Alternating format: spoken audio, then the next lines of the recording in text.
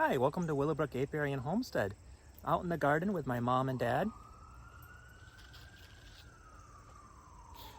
And we are going to be planting some green beans, Swiss chard, and chamomile, and some zucchini squash for one last harvest before frost. So let's get started. Start closest to the fence and work our way down till we're out of beans. Grandma's dog Mitzi's going to help us garden. I'm helping garden Mitzi.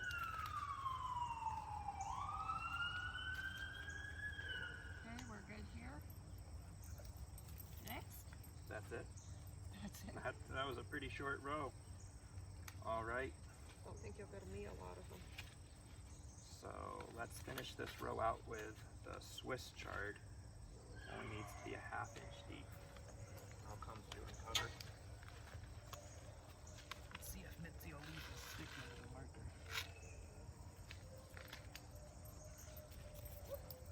Good video in the background.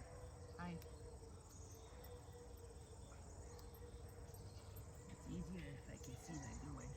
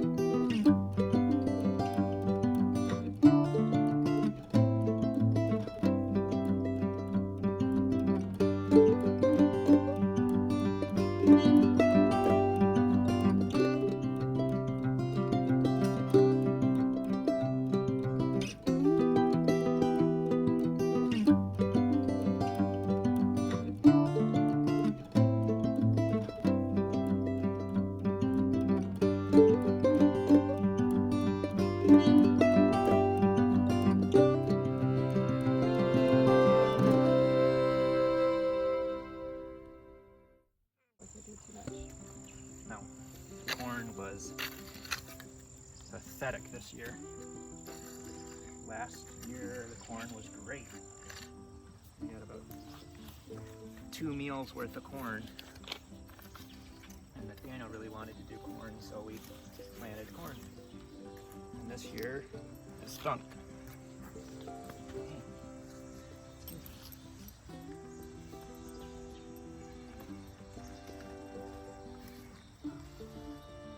So what do you think about planting squash in hills? Don't dig. Not there. Betsy. There's stuff planted there, baby. What do I think about planting squash in hills?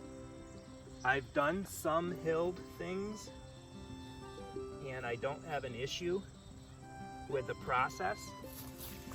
It just takes up more space in the garden, I think, because the hill is wider and then you've got less. Okay. Then you've got less space to do other things with. Well, we planted patty pan squash in a hill, and it didn't come up that well. So Yeah. I didn't know if it was the hill or I've done patty pan squash right over here where we have the cucumbers. And we ended up with so much patty pan squash, I didn't know what to do with it. So we put it out on a table by the side of the road and let our neighbors take it, which is always a great option when you've got more than you can do. Give it away. So this has been my independence garden.